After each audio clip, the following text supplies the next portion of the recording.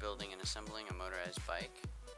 I'm going to be putting on the motor. As you can see, there's my motorized bike kit in the bottom right hand corner, and there's my new Huffy Cranbrook bike. So we are going to be assembling that engine right now.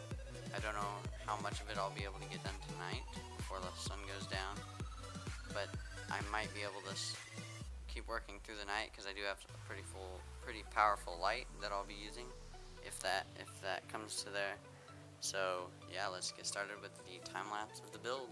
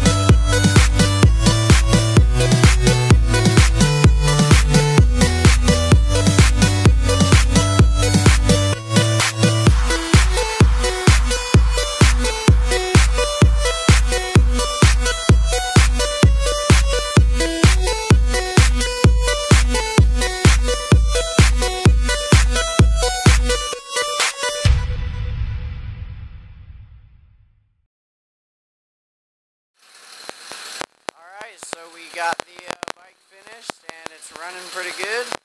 There's quite a few trial and error, but yeah, she sounds pretty good, and I'll do another video showing more in depth of it running and stuff. Right now it is raining, so yeah, thanks for watching and click part 4.